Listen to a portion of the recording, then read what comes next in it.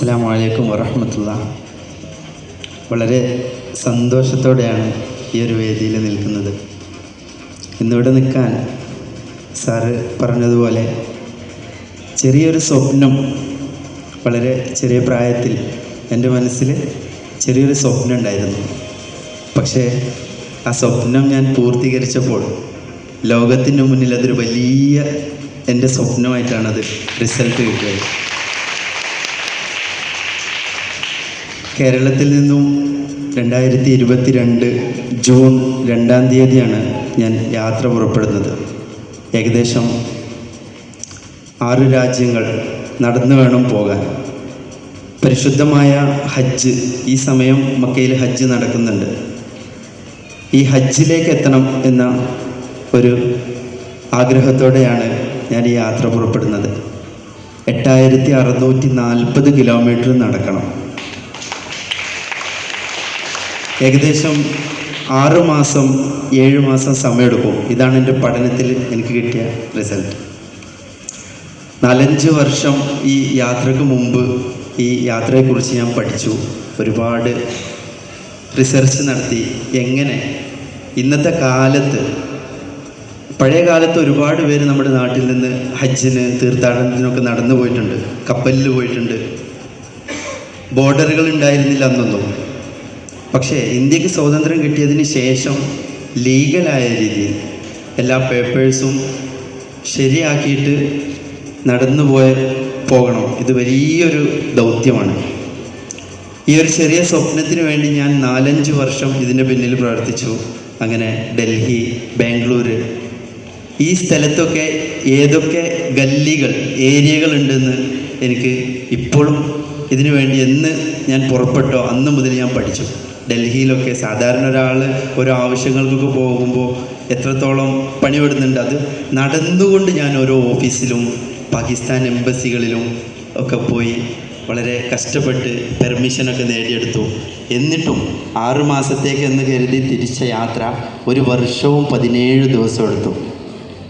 1 year and 17 days. കേരളത്തിൽ നിന്നും കർണാടക, ഗോവ, മഹാരാഷ്ട്ര, ഗുജറാത്ത്, രാജസ്ഥാൻ, പഞ്ചാബിലെത്തി. നമ്മുടെ പ്ലാനുകളൊക്കെ മാറി. 8 ദിവസം മാത്രമാണ് എനിക്ക് കേരളത്തിൽ നടക്കാൻ കഴിഞ്ഞത്. അന്നൊന്നും ആരും അറിയില്ല ആരാണ് ശിഹാബ് എന്ന്. അങ്ങനെ സോഷ്യൽ മീഡിയകളിൽ വാർത്ത വന്നു, ഇത് വൈറലായി. പിന്നെ എൻ്റെ പ്ലാനിൽ നിന്നൊക്കെ മാറി. ആദ്യം ഞാൻ ഇന്ത്യയിലെ ഭാരത് പെട്രോൾ പമ്പിൻ്റെ എല്ലാ നമ്പറും കളക്ട് ചെയ്തിട്ടുണ്ടായിരുന്നു. ഓരോ സ്ഥലത്ത് ചെല്ലുമ്പോൾ താമസിക്കണം, അവിടെ നിൽക്കണം എന്നൊക്കെ കരുതിയിട്ട്. പക്ഷേ ഒരു 8 ദിവസത്തിന് ശേഷം കർണാടകയുടെ ബോർഡർ ക്രോസ് ചെയ്ത അന്ന് മുതൽ ജനങ്ങൾ അങ്ങോട്ട് ഏറ്റെടുത്തു എൻ്റെ യാത്ര. പിന്നെ താമസിക്കാനും ഭക്ഷണങ്ങളൊക്കെ ജനങ്ങളിങ്ങനെ നമുക്ക് ഒരുക്കി തരും. വളരെ സ്നേഹം കിട്ടി, പ്രാർത്ഥന കിട്ടി. ഒരുപാട് എൻ്റെ ആ ഒരു സ്വപ്നത്തിന് വേണ്ടിയിട്ട് ഒരുപാട് പേര് പ്രാർത്ഥിച്ചു. അങ്ങനെ അവസാനം ഞാൻ പഞ്ചാബിലെത്തി. 4 മാസവും 8 ദിവസവും എന്നെ അവിടുത്തെ അന്വേഷണ ഉദ്യോഗസ്ഥർ അവിടെ പിടിച്ചിട്ടു. ഞാൻ ക്ഷമിച്ചു. അന്ന് പലരും എന്നെ തിരിച്ചു വിളിച്ചു, ശിഹാബെ മുന്നിലേക്ക് പോകാൻ കഴിയില്ല, പാകിസ്ഥാൻ എന്ന രാജ്യമാണ്. ചെറുപ്പം മുതലേ നമ്മൾ കേൾക്കുന്നത് ഇന്ത്യ പാകിസ്ഥാൻ ബന്ധങ്ങളെക്കുറിച്ച്, പ്രശ്നങ്ങളെക്കുറിച്ച്. ഇത് നിനക്ക് പോസിബിൾ അല്ല, നടക്കില്ല. എൻ്റെ മനസ്സിലൊരു ആഗ്രഹം ഉണ്ടായിരുന്നു, എൻ്റെ സ്വപ്നമാണിത്. അന്ന് ഫൈനാൻഷ്യലി ഞാൻ സൂപ്പർ മാർക്കറ്റുള്ള ഒരാളാണ്, ഫൈനാൻഷ്യലി സെറ്റാണ്. സാധാരണ രീതിയിൽ ആളുകൾ ഹജ്ജിന് പോകുന്നത് പോലെ ഫ്ലൈറ്റിന് പോകാൻ എന്നെക്കൊണ്ട് സാധിക്കും. പക്ഷേ എൻ്റെ സ്വപ്നം ഇവിടെ ഇട്ടെറിഞ്ഞ് ഫ്ലൈറ്റിൽ പോകാൻ ഞാൻ തയ്യാറായിരുന്നില്ല. അതുകൊണ്ടാണ് നമുക്ക് 3 കാര്യങ്ങൾ എൻ്റെ യാത്രയിൽ ഞാൻ എന്നും നിലനിർത്തിയിരുന്നു. അറബിയിൽ അതിനെ പറയും നിയ്യത്ത്, സബുർ, മെഹനത്ത്. നിയ്യത്ത് എന്ന് പറഞ്ഞാൽ നമ്മുടെ ഉദ്ദേശ ലക്ഷ്യമാണ്. 2ാമത്തേത് സബുർ, ക്ഷമയാണ്. 3ാമത്തേത് മെഹനത്ത്, പ്രയത്നമാണ്. ഈ 3 കാര്യങ്ങളും ഞാൻ ഈ യാത്രയിൽ പയറ്റി നോക്കി, ക്ഷമിച്ചു. 4 മാസം 8 ദിവസം ആരൊക്കെ എന്തൊക്കെ രീതിയിൽ പറഞ്ഞു വിളിച്ചപ്പോഴും ഞാൻ അവിടെ ക്ഷമയോടെ കാത്തിരുന്നു. എനിക്കറിയാം എൻ്റെ സ്വപ്നം യാത്ര തുടങ്ങുന്നതിന് മുമ്പ് അത് എൻ്റെ ഒരു മാത്രം സ്വപ്നമായിരുന്നെങ്കിൽ അത് എല്ലാവരുടെയും ഒരു സ്വപ്നമായി മാറിയൊരു സംഭവമാണ് പഞ്ചാബിലെത്തുന്നവരെ സംഭവിച്ചത്. അങ്ങനെ 4 മാസം 8 ദിവസത്തിന് ശേഷം ട്രാൻസിറ്റ് വിസ കിട്ടി, പാകിസ്ഥാനിൽ എൻട്രി കിട്ടി. 3 ദിവസം നടക്കാൻ അനുവദിച്ചത്. മൂന്നാമത്തെ ദിവസം അവിടുത്തെ ഉദ്യോഗസ്ഥരെന്നെ പിടിച്ച് പറഞ്ഞു ഇവിടുന്ന് എക്സിറ്റ് ചെയ്യണം. കാരണം അത്രയും പ്രശ്നങ്ങൾ നടക്കുന്ന ഒരു സമയമായിരുന്നു. എന്നിട്ടും ഈ 4 മാസം 8 ദിവസം 3 ദിവസത്തിന് വേണ്ടിയിട്ടാണ് ഞാൻ കഷ്ടപ്പെട്ടത്. അന്ന് എനിക്ക് അറിയില്ലായിരുന്നു 3 ദിവസം കഴിഞ്ഞ് എന്നെ കയറ്റി വിടുന്നൊന്നും.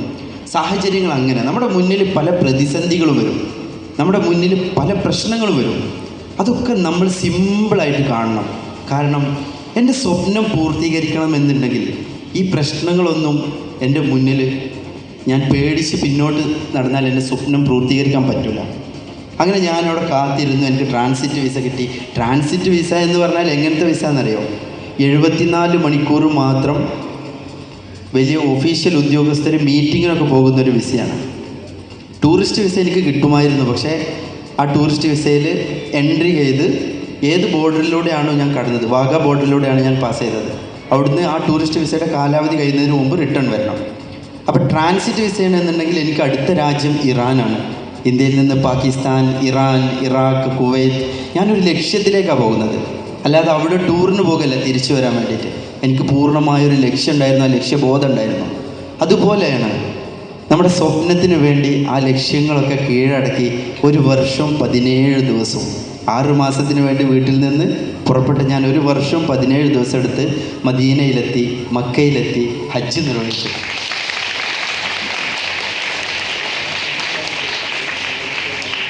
ഇറാൻ എന്ന രാജ്യമാണ് എനിക്ക് ഏറ്റവും ബുദ്ധിമുട്ടും പ്രശ്നങ്ങളൊക്കെ ഉണ്ടായി അനുഭവിച്ച രാജ്യം. കാരണം ഈ 4 മാസം 8 ദിവസം ഞാൻ കാത്തിരുന്നപ്പോൾ എൻ്റെ റിസർച്ചിലുണ്ടായിരുന്ന സമയങ്ങളൊക്കെ കടന്നു പോയിരുന്നു. പക്ഷെ എനിക്ക് അടുത്ത വർഷം ഹജ്ജിന് അവിടെ എത്തണം എന്നുള്ളൊരാഗ്രഹം കൊണ്ട് ഞാൻ അതിനൊന്നും എല്ലാ സാഹചര്യങ്ങളെയും അതിജീവിച്ചുകൊണ്ട് ഞാൻ നടന്നു. ഇറാനിലെത്തി. ഇറാനിലെ ബോർഡർ പാകിസ്ഥാനിൽ നിന്ന് കയറ്റി വിട്ടു. തെഹ്റാൻ എയർപോർട്ട് വഴിയാണ് എന്നെ ഇറാനിലെത്തുന്നത്. അവിടുന്ന് വീണ്ടും എൻ്റെ യാത്ര ആരംഭിക്കുകയാണ്. 8640 കിലോമീറ്റർ ശരിക്കും ഞാൻ ഈ പാകിസ്ഥാനിലെ ഒരു 10-12 ദിവസം കൂടെ നടക്കാൻ അനുവദിച്ചിരുന്നെങ്കിൽ 9000-ഓളം കിലോമീറ്റർ കഴിഞ്ഞിരുന്നു. അങ്ങനെ ഇറാനിലെത്തി. മഞ്ഞ് -14 ഡിഗ്രിയിൽ നടന്നു. ഇന്ത്യയിലൊക്കെ ചില സ്ഥലത്ത് ഞാൻ ട്രെയിൻ ചെയ്ത സമയത്ത് 1 മണിക്കൂറിൽ പെർ ഹവർ എനിക്ക് 9.5 കിലോമീറ്റർ നടക്കാൻ പറ്റും. ഇപ്പോഴും ഞാൻ ട്രെയിനിങ് ചെയ്യാറുണ്ട്. 1 മണിക്കൂറിൽ എനിക്ക് 9.5 കിലോമീറ്റർ നടക്കാൻ പറ്റും. പക്ഷേ ഇറാനിലെ സാഹചര്യങ്ങളൊക്കെ അതിജീവിക്കാൻ എനിക്ക് വളരെ ബുദ്ധിമുട്ടായിരുന്നു. അതുകൊണ്ട് 3 കിലോമീറ്റർ 2 കിലോമീറ്ററൊക്കെ നടക്കും. അത് തന്നെ നമുക്ക് ഭക്ഷണമൊക്കെ ഐസായിട്ടുണ്ടാകും. ഓറഞ്ച്, സംസം വെള്ളം, സാധാ വെള്ളമൊക്കെ എൻ്റെ ബാഗിലുണ്ടായിരുന്നു. 10 കിലോ ബാഗ് ഉണ്ടായിരുന്നു എൻ്റെ കയ്യിൽ. ഇതൊന്നും കഴിക്കാൻ കഴിയില്ല. ചുണ്ടൊക്കെ പൊട്ടി. കാലാവസ്ഥ അങ്ങനെയാണല്ലോ, കാറ്റും കൂടെ അടിക്കുന്ന സമയത്ത്. അങ്ങനെ ഒരുപാട് അനുഭവങ്ങൾ സമ്മാനിച്ച ഒരു സങ്കടപരമായും സന്തോഷപരമായും ഒരുപാട് അനുഭവങ്ങൾ ഇറാനിലുണ്ടായിരുന്നു. ഒരു ദിവസം ഞാൻ കഴിഞ്ഞ ദിവസം സാറിനോട് ഞാൻ സ്റ്റോറി പറഞ്ഞിട്ടുണ്ടായിരുന്നു. എൻ്റെ നാട് കേരളം, എൻ്റെ സംസ്കാരം, ഞാൻ പഠിച്ച വളർന്ന രീതി, ഇതിനൊക്കെ എൻ്റെ ജീവിതത്തിൽ നിന്നൊന്ന് അകറ്റി നിർത്താൻ തോന്നിയൊരു രാത്രി ഉണ്ടായി എനിക്ക് ഇറാനിൽ. ആ രാത്രി എന്ന് പറഞ്ഞാൽ ഒരു ദിവസം ഞാൻ നടന്നു പോവാം. എനിക്ക് ഗൂഗിൾ മാപ്പിൽ ഒന്നും കിട്ടുന്നില്ല. എത്ര സെർച്ച് ചെയ്തിട്ട് എനിക്ക് താമസിക്കാനൊരു സ്ഥലം കിട്ടുന്നില്ല. അങ്ങനെ ഞാൻ നടന്നു. ഉമ്മ ഫോണിൽ വിളിച്ചു. ഞാൻ പറഞ്ഞു റോഡ് കൺസ്ട്രക്ഷൻ നടക്കുന്നുണ്ട്, വലിയ സ്ലാബാണ്, അതിൻ്റെ മുകളിൽ കടന്നാൽ ഒരു പക്ഷേ ബുദ്ധിമുട്ടൊന്നും ഉണ്ടാവില്ല, വീടുകളൊന്നുമില്ല, ഹൈവേ റോഡാണ്. അപ്പോൾ ഉമ്മ പറഞ്ഞു അവിടെ കിടക്കരുത്, പല ജീവികളുണ്ടാവും, ഈ നടന്നോ, നിന്നെക്കൊണ്ട് കഴിയുന്ന രീതിയിൽ നടന്നോ. ഉമ്മ വളരെ ധൈര്യം തന്നിരുന്നു. അങ്ങനെ ഞാൻ നടന്നു. ഞാൻ എന്ത് മനസ്സിൽ കരുതി, വീട്ടിൽ നിന്ന് ഇറങ്ങുന്ന സമയത്ത് തവക്കൽതു അലല്ലാഹ്, എല്ലാം ദൈവത്തിൽ സമർപ്പിച്ചിട്ടാണ് ഞാൻ ഇറങ്ങുന്നത്, തിരിച്ചു വരുന്ന ഒരു ഗ്യാരണ്ടി എനിക്കില്ല. അതേ ഒരു മനസ്സോടെ ഞാൻ ആ രാത്രി നടന്നു. 54 കിലോമീറ്റർ കഴിഞ്ഞിട്ട് എനിക്ക് താമസിക്കാനൊന്നും കിട്ടിയില്ല. 54 കിലോമീറ്റർ കണ്ടിന്യൂസ് ഇല്ലല്ല, ഞാൻ കുറച്ച് നടക്കും, ഒരു 30 കിലോമീറ്ററൊക്കെ നടക്കും, പിന്നെ റെസ്റ്റ് എടുക്കും. അങ്ങനെ ഏകദേശം ഇരുട്ട് 8 മണിയോളായിരുന്നു. ഞാൻ നടന്നു. ഞാനൊന്ന് ഉറപ്പിച്ചു മനസ്സിൽ, സൂര്യൻ്റെ വെളിച്ചം കാണുന്നത് വരെ ഞാൻ നടക്കും. ഞാൻ അങ്ങനെ പതുക്കെ നടന്നു. ഹൈവേയിലാണ്, വേറെ വീടുകളൊന്നും കിട്ടുന്നില്ല. ഒരു 11 മണിയോളം അടുത്ത സമയത്ത് ഒരു ലൈറ്റ് കണ്ടു പോസ്റ്റിൽ. ഞാൻ അവിടേക്ക് ഇറങ്ങി. ഹൈവേ ഇങ്ങനെ ക്രോസ് ചെയ്തിട്ട് താഴേക്ക് ഇറങ്ങി ചെന്ന സമയത്ത് ഒരു നായ ബെൽറ്റ് ഉണ്ട്. എനിക്ക് ഉറപ്പാണ് ഇവിടെ കുറച്ച് വീടുകൾ ഉണ്ടാവണം, ആരോ വളർത്തുന്ന നായാണ്. 54 കടന്ന് ഞാൻ നടന്നിരുന്നു. ഭക്ഷണം കഴിക്കാൻ എനിക്ക് കഴിയുന്നില്ല. ഐസ്, അതായത് തണുത്ത ഓറഞ്ചാണ്. എൻ്റെ ചുണ്ടൊക്കെ പൊട്ടിയിട്ട് ഒന്നും കഴിക്കാനോ വെള്ളമൊന്നും എനിക്ക് കുടിക്കാൻ കഴിയുന്നില്ല. അത്രയും ബുദ്ധിമുട്ടായിരുന്നു അന്ന് രാത്രി. അപ്പോൾ ഈ നായ നടന്നു. അതിൻ്റെ പുറകെ ഞാനും നടന്നു. എനിക്ക് ഉറപ്പ് ഇത് ആരോ വളർത്തുന്ന നായ, ബെൽറ്റ് ഉണ്ടല്ലോ, കുറച്ച് കൂടുതൽ നായകളുടെ കുര കേട്ട് ഞാൻ അതിൻ്റെ അടുത്തേക്ക് ചെന്നപ്പോൾ ഒരു ചെറിയ വീട്, 1-2 വീടുകൾ അതുപോലെ ഉണ്ട്. ആ വീട്ടിൽ നിന്നൊരു ഉമ്മ വാതിൽ തുറന്നു. ഇറാനിലാണ്, അവരുടെ ഭാഷ പാർസി ആയിരുന്നു, അവർ അറബി. ഞാൻ അറബി സംസാരിക്കും. ഞാൻ 7 ഭാഷകൾ പഠിച്ചിട്ടുണ്ട് യാത്രയ്ക്ക് വേണ്ടിയിട്ട്. പക്ഷേ എനിക്കറിയാത്തൊരു ഭാഷയായിരുന്നു ഫാർസി. ഞാൻ അറബിയിൽ സംസാരിച്ചു. അവർക്ക് മനസ്സിലായി ഞാൻ ഈജി മിനൽ ഹിന്ദ്, ഞാൻ ഇന്ത്യയിൽ നിന്ന് വരുന്ന, റൂഹ് മിനൽ മക്ക, ഞാൻ മക്കയിലേക്ക് പോകുന്ന ആളാണ്, ഞാനൊരു യാത്രക്കാരനാണ്, എനിക്ക് താമസിക്കാനൊന്നും കിട്ടിയിട്ടില്ല, ഭക്ഷണമൊന്നും കിട്ടിയിട്ടില്ല, ഞാനൊന്നും ഇവിടെ കിടന്നോട്ടെ എന്ന് അറബിയിൽ ഞാൻ പറഞ്ഞു. ഞാൻ ആരാണെന്നോ എൻ്റെ രൂപം എന്താണെന്നോ എൻ്റെ പൊട്ടിയൊലിച്ച, അതായത് വിണ്ട് പൊട്ടിയൊലിച്ച ചുണ്ടുകളും കവിളുകളൊക്കെ ഇത്ര വികൃതമായൊരു രീതിയിലായിരുന്നു അന്നത്തെ ഫോട്ടോസൊക്കെ ഒരു പക്ഷെ പലരും കണ്ടിട്ടുണ്ടാവും. ആ ഉമ്മ എന്നെ വിളിച്ച് വീടിനുള്ളിൽ കയറ്റി. ഒരു അഫ്ഗാനിസ്ഥാനിൽ അങ്ങനെ ചൈനക്കാരൊക്കെ മുകളിലുള്ളൊരു ഉമ്മയായിരുന്നു. വീട്ടിലേക്ക് ഞാൻ കയറി. അവിടെ 3 ആളുകളുണ്ടായിരുന്നത്.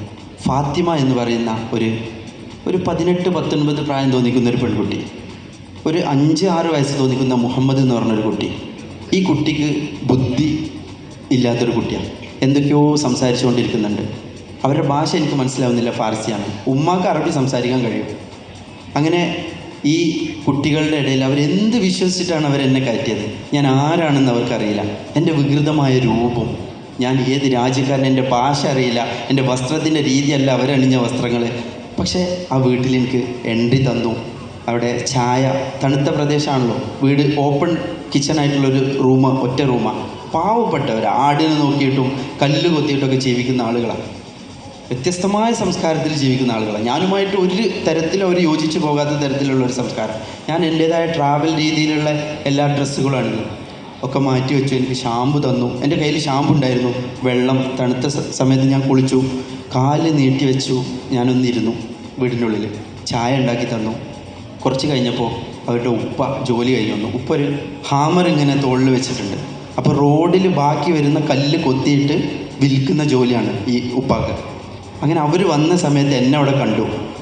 അവരാ ഉമ്മയോട് ചോദിച്ചില്ല, അല്ലെങ്കിൽ മക്കളോട് ചോദിച്ചില്ല ഇത് ആരാണെന്നോ, അല്ലെങ്കിൽ ഫോണൊന്നും ഇല്ല അവർക്ക്. ഇത്ര നമ്മളെ പഴയ നിൽക്കുന്ന സ്വിച്ചുള്ള ഫോണുണ്ടല്ലോ, അത് അവരുടെ കയ്യിൽ, ആ ഉപ്പാൻ്റെ കയ്യിലുള്ളത്. ആരാണെന്ന് ചോദിച്ചില്ല. ആ ഉപ്പ പറഞ്ഞ ചായ കൊടുത്തു. അതെനിക്ക് മനസ്സിലായി. അത് ഷായ് എന്ന് ചോദിച്ചു. അപ്പോൾ ചായ കൊടുത്തോ എന്ന് ചോദിക്കുന്നുണ്ട്. അങ്ങനെ ആ ഒരു രാത്രി എൻ്റെ ജീവിതം തന്നെ മാറ്റിമറിച്ചൊരു രാത്രിയാണ്. എങ്ങനെയാണ് ജീവിതം മാറ്റിമറിച്ചതെന്ന് വെച്ചാൽ, ഞാൻ കിടക്കേണ്ട സമയമായി, ഭക്ഷണമൊക്കെ തന്നു. ചോറ്, തക്കാളി ഒക്കെയാണ് അവിടുത്തെ രീതിയിലുള്ള ഭക്ഷണം, അവരുടെ രീതിയിലുള്ള ഭക്ഷണം. അങ്ങനെ രാത്രി ഇതൊക്കെ കഴിച്ച് നല്ല ഒരു അതിഥിയെ എങ്ങനെ സ്വീകരിക്കണം എന്ന് അവർക്കൊന്നും ഇല്ലായ്മയിൽ നിന്നും അവരെന്നെ അത്രയും 100%-നേക്കാൾ അവരത്രയും എനിക്ക് സ്നേഹം തന്നിട്ട് എന്നെ ഭക്ഷിപ്പിച്ചത്. ഞാൻ കിടന്നു. ചുമരിനോടടുത്ത് ഞാൻ, ഓപ്പൺ ആയിട്ടുള്ള ഏരിയ ആണല്ലോ, അതിൻ്റെ ഇപ്പുറത്ത് ആ ഉപ്പ, അതിൻ്റെ ഇപ്പുറത്ത് ആ ഉമ്മ, അതിൻ്റെ ഇപ്പുറത്ത് ആ ഫാത്തിമ എന്ന് പറഞ്ഞ കുട്ടി, ആ മുഹമ്മദ് എന്ന് പറഞ്ഞ കുട്ടി നിരന്ന് കിടന്നു. അന്ന് രാത്രി ഞാനിങ്ങനെ എൻ്റെ കവിളിൽ ഇങ്ങനെ കൈ വെച്ചിട്ടാണ് കിടക്കുന്നത്. തുണിയിലൊന്നും എനിക്ക് കവിൾ വെക്കാൻ കഴിയുന്നില്ല. എണീക്കുമ്പോൾ എനിക്ക് ഭയങ്കര പെയിനാണ്. കൈ ഇങ്ങനെ വെച്ച് കിടക്കുന്ന സമയത്ത് എനിക്ക് കരച്ചിൽ വന്നു. ഞാൻ എന്തൊക്കെയോ ആലോചിച്ച് വിഷമത്തിൽ കരയാണ്. ഈ കണ്ണീരൊലിക്കുമ്പോൾ എനിക്ക് ഇവിടെയൊക്കെ വേദനിക്കുന്നുണ്ട്. ഇപ്പോഴും എൻ്റെ നെഞ്ഞ് പൊട്ടു ഈ ഒരു കഥകളൊക്കെ ആലോചിക്കുന്ന സമയത്ത്. യാത്രയുടെ അനുഭവങ്ങളാണല്ലോ അത്. അപ്പോൾ ഞാൻ എന്ത് ചെയ്തു, എങ്ങാനും ഞാൻ കരയുന്നത് ആ ഉപ്പ കേട്ടാൽ ഒരു പക്ഷെ ആ ഉപ്പ എന്തെങ്കിലും വിചാരിക്കുമോ, എന്തെങ്കിലും അങ്ങനെ ഞാൻ കരുതി തിരിഞ്ഞു കിടന്നു ചുമരിനോട് ചേർന്നിട്ട്. ഞാൻ പൊട്ടി വിങ്ങി ഞാൻ കരഞ്ഞു. എൻ്റെ മനസ്സിൽ വന്നത് എന്താണെന്നറിയില്ല. ഞാൻ ആരാണെന്ന് അവർക്കറിയില്ല, എവിടുന്നാണ് വരുന്നതെന്ന് ഞാൻ പറഞ്ഞ അറിയുള്ളൂ. അവരന്വേഷിച്ചിട്ടില്ല, എന്തിനാ വന്നതെന്ന് ഒന്നും ചോദിച്ചിട്ടില്ല. വീട്ടിലേക്ക് വിളിച്ചു വരുത്തി എന്ത് ധൈര്യത്തിലാണ്.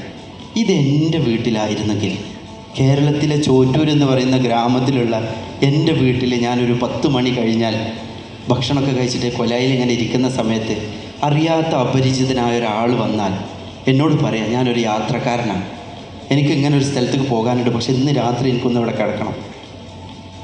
എൻ്റെ സംസ്കാരം, ഞാൻ വളർന്ന രീതി, എൻ്റെ നാട്, എൻ്റെ ചുറ്റുപാട്, ഇതൊക്കെ വെച്ചിട്ട് ശിഹാബ് എന്ന ഞാൻ ഒരിക്കലും ഒറ്റയടിക്ക് അയാൾ കിടക്കാൻ സമ്മതിക്കില്ല.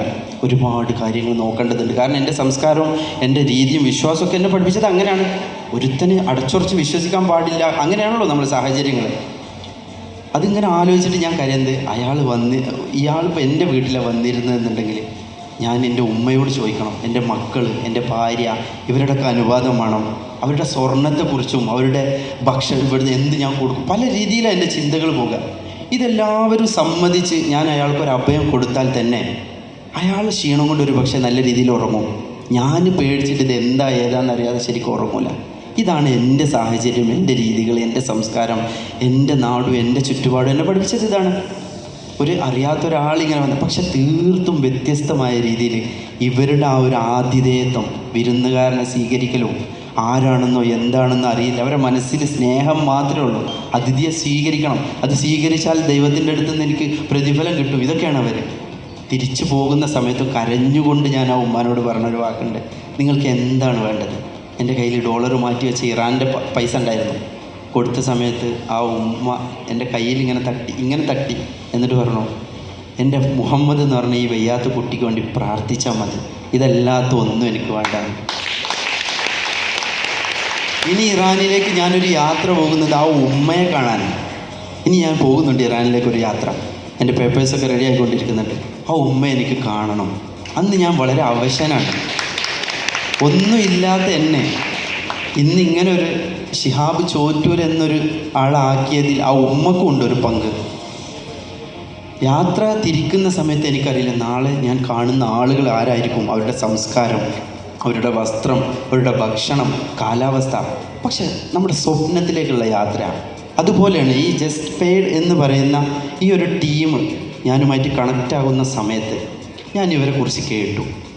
എന്താ ഇവർ പറയുന്നത്? ഞാനും 33-ാമത്തെ വയസ്സാണ് എനിക്ക്. 30-ാമത്തെ വയസ്സിലാണ് ഞാൻ യാത്ര തിരിക്കുന്നത്. ഞാൻ ഇവരെ ശരിക്ക് ശ്രമിച്ചു. പല രീതിയിലുള്ള ആളുകളുമായിട്ട് ഞാൻ കണക്റ്റഡ് ആയിട്ടുണ്ട്. ഇവരിലൊരു സത്യമുണ്ട് എന്നുള്ളത് എനിക്കതിൽ മനസ്സിലായി. ഫസ്റ്റ് റീസൺ,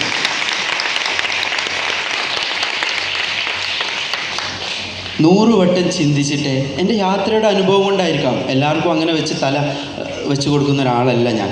പല തവണ ചിന്തിച്ച് കാര്യങ്ങൾ തീരുമാനിക്കാനുള്ള ഒരു പക്വത എൻ്റെ യാത്ര എന്നെ സമ്മാനിച്ചിട്ടുണ്ട്.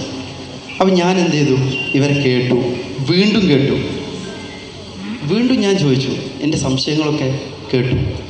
ഞാൻ ഇവരിലൊരു ക്വാളിറ്റി ഞാൻ കണ്ടെത്തിയത് ഒന്ന് വിശ്വസിക്കാൻ പറ്റും. കാരണം ഞാൻ ചെയ്യുന്ന പേയ്മെൻറ്റ്, ഇതിനുള്ള മൂല്യം എനിക്ക് ആധാരമായിട്ട് അവർ തരുന്നുണ്ട്. That is business. അവിടെ ബിസിനസ് ക്ലോസ്. പിന്നെ നമുക്ക് കിട്ടുന്നതൊക്കെ എന്നെ സംബന്ധിച്ചിടത്തോളം ബോണസാണ്. ചന്ദനമരങ്ങൾ, അതിൽ നിന്ന് കിട്ടുന്ന വരുമാനങ്ങൾ, ഇതിൽക്കൊന്നും തല കൊടുക്കാൻ ഞാൻ ചിന്തിച്ചിട്ടില്ല. കാരണം എന്താ, ഞാൻ ഇൻവെസ്റ്റ് ചെയ്യുന്ന പൈസക്കുള്ള മൂല്യം എനിക്ക് കിട്ടിയതോടുകൂടി എൻ്റെ ആ ഒരു കാര്യം ക്ലോസ്. പിന്നെ അവിടെ കിട്ടുന്നതൊക്കെ നമുക്ക് ബോണസാണ്.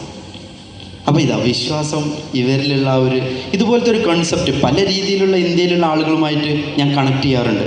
ഞാൻ 4 ബ്രാൻഡിൻ്റെ അംബാസഡറാണ്. ഒന്നൊരു ട്രാവൽസ്, അൽഫലാഹ് ട്രാവൽസ്, ആദിൽ ഖാദിരി എന്ന് പറയുന്ന perfume, Adil Qadiri perfume, university എന്ന് പറയുന്ന സ്റ്റഡി അബ്രോഡ് കമ്പനി, പിന്നെ ഞാൻ ഈ ധരിച്ചിരിക്കുന്ന തൊപ്പി. ഈ 4 കാര്യങ്ങളുടെ ബ്രാൻഡ് അംബാസഡറാണ് ഞാൻ. അത് ഇന്ത്യയിലെ പല സ്ഥലങ്ങളിലാണ് ഇതൊക്കെ.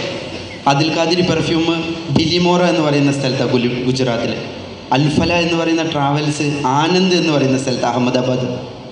യൂണിവേഴ്സിറ്റി എന്ന് പറയുന്ന സ്ഥാപനം നമ്മുടെ കോഴിക്കോടാണ്. അപ്പോൾ ഇതൊക്കെ വ്യത്യസ്തമായ സ്ഥലത്തുള്ളതാണ്.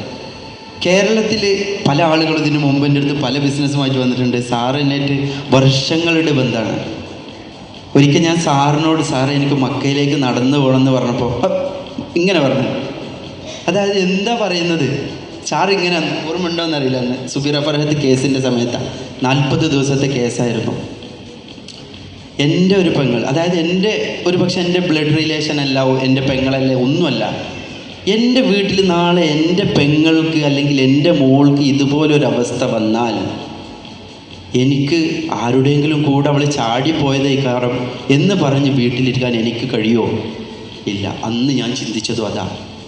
പലരും പറഞ്ഞു ഈ മോൾ ആരെ കൂടെ പ്രേമിച്ച് ചാടിപ്പോയതാണ്. എന്നാലും അങ്ങനെ ആയിക്കോട്ടെ, അത് പോലീസ് കണ്ടെത്തട്ടെ എന്ന എൻ്റെ ഒരു തീരുമാനം. ഞാൻ എൻ്റെ പേരിലാണ് കേസ് രജിസ്റ്റർ ചെയ്തത്. ഈ കുട്ടിയെ കാണാനില്ല. അന്ന് പലരും പറഞ്ഞു ഇതിൻ്റെ പിറകെ നടക്കേണ്ടി വരും, കേസാണ്, അതാണ്, ഇതാണ്. മോനെ, എൻ്റെ പെങ്ങൾക്കോ എൻ്റെ മോൾക്കോ നാളെ ഇതുപോലൊരവസ്ഥ വന്നാൽ എനിക്ക് മിണ്ടാതിരിക്കാൻ കഴിയില്ല. നിങ്ങളവിടെ ഇരുന്നു, ഞാൻ പോയി രജിസ്റ്റർ ചെയ്യാമെന്ന് പറഞ്ഞ് വളാഞ്ചേരി CI ഷമീർ സാറിൻ്റെ അടുത്ത് പോയിട്ട് വീട്ടിൽ പോയിട്ട് അർദ്ധരാത്രി ഞാൻ പറഞ്ഞു, സാറേ ഈ മോള് എനിക്കറിയാം ഇങ്ങനൊരു ഹോസ്പിറ്റലിൽ ജോലി ചെയ്യുന്നൊരു കുട്ടിയാണ്. ഒരിക്കലും നമുക്ക് ഓരോ ആളുകൾ, ഞാൻ സോഷ്യൽ വർക്കുമായി ബന്ധപ്പെട്ട ആളാണ്. ഇവളുടെ വീട്ടിലും പൈപ്പ് കണക്ഷന് വേണ്ടിയിട്ട് ഞാൻ പോയിട്ടുണ്ടായിരുന്നു. 440 വീടുകളാണ് ഞങ്ങളുടെ നാട്ടിലുള്ളത്. ഈ 440 വീട്ടിൽക്കും പൈപ്പ് കണക്ഷൻ കൊടുക്കാൻ വേണ്ടിയിട്ട് ഞാൻ ഇറങ്ങിയിരുന്നു. അന്ന് ഈ കുട്ടീനെ എനിക്കറിയാം, ഇവർ പോകുന്നതും വരുന്നതും ഇവരുടെ കുടുംബ സാഹചര്യങ്ങൾ. ഈ കുട്ടി ഒരിക്കലും അങ്ങനെ ചെയ്യൂല എന്നൊരു തോന്നലാണ് 40ാമത്തെ ദിവസം സാറിൻ്റെ കൈകൊണ്ട് ആ കുട്ടിയുടെ അസ്ഥിയെങ്കിലും നമുക്ക് കിട്ടിയത്. അല്ലെങ്കിൽ അതങ്ങനെ മറിഞ്ഞു പോകേണ്ട ഒരു കേസായിരുന്നു. എവിടെയോ ആരുടെയോ കൂടെ ജീവിക്കുന്നുണ്ട് എന്ന് പറഞ്ഞിട്ട് മറിഞ്ഞു പോകേണ്ടത്. ചില കാര്യങ്ങൾ ഡിസിഷൻ എടുക്കേണ്ട സമയത്ത് എടുക്കണം. സമയം വളരെ പ്രധാനപ്പെട്ടതാണ്. ഇന്നും ഞാൻ പലതവണ നേരിട്ട് ഈ കൺസെപ്റ്റിനെ കുറിച്ചിട്ട് കേട്ടതാണ്. പക്ഷേ ഇന്നും ഞാൻ ഇവിടെ ഇരുന്നത് പൂർണ്ണമായും വീക്ഷിക്കായിരുന്നു. ഇതിനെക്കുറിച്ച് പൂർണ്ണമായും മനസ്സിലാക്കിയായിരുന്നു. കാരണം ഇതിലേക്ക് ഞാൻ കടന്നു വരുമ്പോൾ ഞാൻ ഫേസ് ചെയ്യേണ്ട എല്ലാ കാര്യങ്ങളും ഞാൻ ചിന്തിക്കുന്നുണ്ട്. എൻ്റെ സമയം വിലപ്പെട്ടതാണ്. ഓരോ ഡിസിഷൻ എടുക്കുമ്പോഴും എൻ്റെ സമയം എനിക്ക് വിലപ്പെട്ടതാണ്. പല കാര്യങ്ങളിൽ തിരക്കുള്ള ആളാണ് ഞാൻ. പക്ഷേ എൻ്റെ സമയം വേസ്റ്റ് ആവാൻ പാടില്ല. പക്ഷേ ഇവിടെ എൻ്റെ സമയം വേസ്റ്റായിട്ടില്ല. ജസ്പേഡിനോട് കൂടെ ഞാനുണ്ടാകുമെന്നൊരു ഉറപ്പ് കൊടുത്തപ്പോഴും പല രീതിയിലും ഞാൻ ചിന്തിച്ചു, ദൈവത്തിൽ അത് സമർപ്പിച്ചു. ഇൻഷാ അല്ലാഹ് ഇത് നല്ലൊരു കൺസെപ്റ്റാണ്.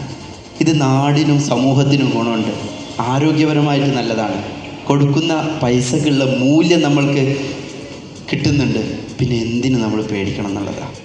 അവിടെയാണ് ഈ ഒരു ഫൈനൽ ഡിസിഷനിലേക്ക് ഞാൻ എത്തിയത്. ഞാനും ഉണ്ട് ജസ്പേഡിൻ്റെ കൂടെ. വളരെ സന്തോഷം.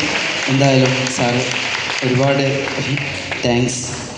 ഓരോ തീരുമാനങ്ങൾ എടുക്കുന്ന സമയത്ത് എടുത്തില്ല എന്നുണ്ടെങ്കിൽ പിന്നീട് നമ്മൾ ഖേദിക്കേണ്ടി വരും.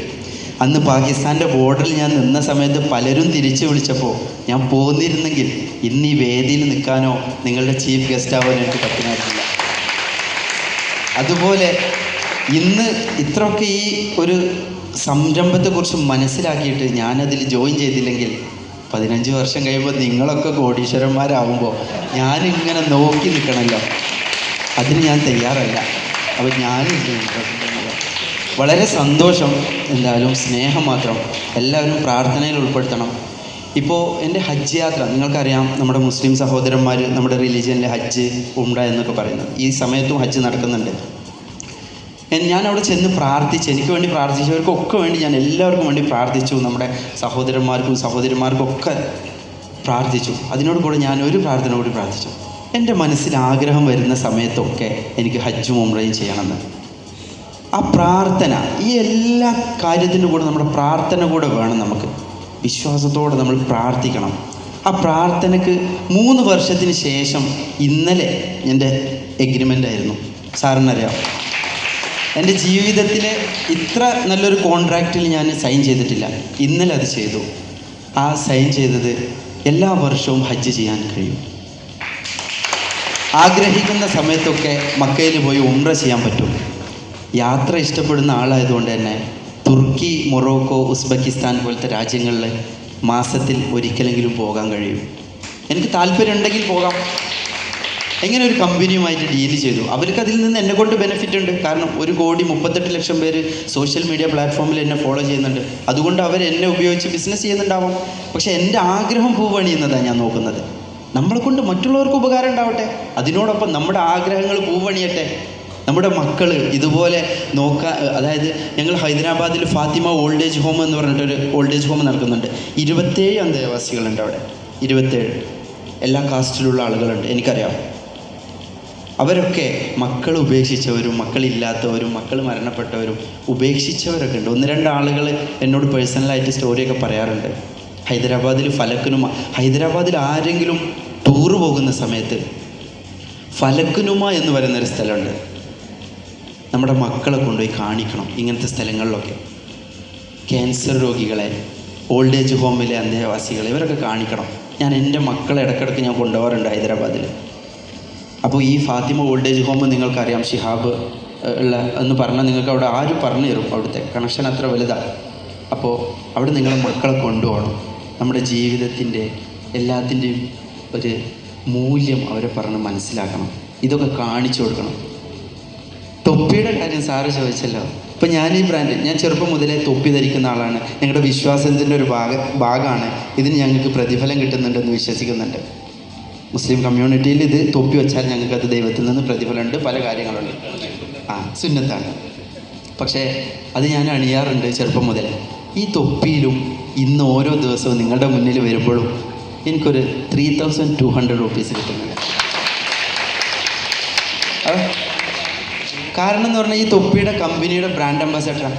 എന്നെ സമീപിച്ച സമയത്ത് എന്നോട് പറഞ്ഞു, പല രീതിയിലും പല ബിസിനസ്സുകളും വരാറുണ്ട്. ഹെയർ ഓയിലിൻ്റെ സമയത്ത് ഞാൻ പറഞ്ഞു എനിക്ക് മുടിയില്ല, പിന്നെ എങ്ങനെ ഞാൻ മറ്റുള്ളവരോട് ഡ്രസ്സ് ചെയ്യും ഒക്കെ പറഞ്ഞ് ഒഴിവാക്കാറാണ് ഞാൻ. നമ്മൾ നോക്കൂ, എന്ത് കാര്യം എൻ്റെ യാത്ര എന്നെ പഠിപ്പിച്ചതാണ്. തീരുമാനങ്ങൾ എടുക്കുമ്പോൾ നല്ല പോലെ ചിന്തിച്ച് മനസ്സിലാക്കി അതിനെക്കുറിച്ച് റിസർച്ച് നടത്തി കറക്റ്റ് പ്ലാനിങ്ങോട് കൂടി തീരുമാനങ്ങൾ എടുക്കണം. ഇന്ന് ഞാൻ നിൽക്കുന്നത് അതുപോലെ ഒരു പ്ലാനിങ്ങിലാണ്, അതുപോലെ ഒരു തീരുമാനത്തിലാണ്. അപ്പോൾ ഈ തൊപ്പിയെക്കുറിച്ചാണ് നമ്മൾ പറഞ്ഞത്. അവരെന്നോട് പറഞ്ഞു, സാറിടുന്ന ഈ തൊപ്പി ഇതൊന്ന് ഞങ്ങളുടെ ബ്രാൻഡ്, സാറിൻ്റെ ധരിക്കുന്ന തൊപ്പിയുടെ രൂപത്തിൽ ഞങ്ങൾ ചെയ്തു തരാം, ഇതൊന്ന് ഞങ്ങൾ ബ്രാൻഡ് ചെയ്യട്ടെ. തക്കതായ ഒരു ബ്രാൻഡാണ്. ഇതിൻ്റെ ഉള്ളിൽ കാണാം ആദിൽ ഖാദരി. ഇത് ഞാനിങ്ങനെ ധരിച്ച് നിങ്ങളുടെ മുന്നിൽ നിൽക്കുന്നതിന് എനിക്ക് 3200 രൂപ പേയ്മെൻ്റ് ഉണ്ട്. എൻ്റെ വിശ്വാസം, അതിന് ഞാൻ വിൽക്കുന്നതല്ല, എൻ്റെ വിശ്വാസത്തിൽ ഞാൻ അണിഞ്ഞിരുന്ന ഒരു സാധനം. അത് നമ്മുടെ വാല്യൂ എന്ന് പറഞ്ഞാൽ വളരെ വലുതാണ്. എല്ലാ കാര്യങ്ങളും ചെറുതായി കാണരുത്. ചന്ദനം വരെ ഇപ്പം ചെറുതേക്കാരാണ്, അതിനൊരു വാല്യൂ ഉണ്ട്. അവിടേക്ക് നമ്മൾ ചിന്തിക്കുമ്പോഴാണ് ചെറുപ്പത്തിൽ 30ാമത്തെ വയസ്സിൽ മക്കയിലേക്ക് നടന്നു പോകണമെന്ന് ചിന്തിച്ച ആ ഒരു സമയം അന്ന് എനിക്കറിയില്ലായിരുന്നു. എൻ്റെ ചെറിയ സ്വപ്നമായിരുന്നു. അന്ന് എനിക്ക് സ്പോർട്സ്, ഞാനൊരു മുംബൈയിൽ ഇപ്പോൾ കഴിഞ്ഞ 1 മാസം മുമ്പ് മുംബൈയിലൊരു പോഡ്കാസ്റ്റിംഗ് ചാനൽ എന്നെ വിളിച്ചിട്ടുണ്ടായിരുന്നു. സംസാരത്തിനിടയ്ക്ക് എന്നെ അഭിമുഖം ചെയ്യുന്ന ഇൻ്റർവ്യൂ ചെയ്യുന്ന ആൾ എന്നോട് ചോദിച്ചു, സ്പോർട്സിൽ എന്തെങ്കിലും ബന്ധമുണ്ടോ? നടന്നിട്ടല്ലേ പോയത്, സ്പോർട്സിൽ എന്തെങ്കിലും എക്സ്പീരിയൻസ് ഉണ്ടോ? അപ്പോൾ എനിക്ക് അയാളോട് കളവ് പറയാൻ പറ്റില്ല. കാരണം സ്പോർട്സിൽ എനിക്കൊരു ബന്ധമില്ല. ഞാൻ ഫുട്ബോൾ കളിക്കാറില്ല. എൻ്റെ ജീവിതത്തിൽ ഒരിക്കൽ പോലും 4ഓ 6ഓ ക്രിക്കറ്റിൽ ഞാൻ അടിച്ചിട്ടില്ല. അഥവാ കളിക്കണമെന്ന ആഗ്രഹം കൊണ്ട് ഞാൻ ഗ്രൗണ്ടിൽ പോയാൽ എൻ്റെ കസിനടക്കം അല്ലെങ്കിൽ എൻ്റെ കൂട്ടുകാർ ഇവിടെ ഉണ്ട്, അവരൊന്നും എന്നെ കളിക്കാൻ കൂട്ടാറില്ല. കാരണം എന്തെങ്കിലും ഒന്ന് 6ഓ 4ഓ ഒരു സിംഗിളെങ്കിലും എടുക്കാൻ അറിയുന്നവനല്ലേ കളിക്കാൻ കൂട്ടുള്ളൂ അവർ ടീമിൽ. അങ്ങനെ വളർന്നു വന്ന ഞാൻ ഒന്നുമില്ല. എനിക്ക് നടക്കണം, മദീനയിലേക്ക് എത്തണം എന്നൊരു താല്പര്യം, അതിനൊരു പ്രയത്നം ഉണ്ടായിരുന്നു. Nothing is impossible. നമ്മൾ പ്രയത്നിക്കാൻ നടക്കും. ഇന്ന് ഇതേ സ്പോർട്സിൽ നമ്മൾ കേട്ട വമ്പൻ പേരുകൾ, ഇർഫാൻ പഠാൻ, യൂസുഫ് പഠാൻ, ക്രിക്കറ്റർ, അവരുടെ വീട്ടിൽ എന്നെ ഭക്ഷണത്തിന് ക്ഷണിച്ചിട്ടുണ്ട്. ഞാനൊരു മുഹമ്മദ് കൈഫ്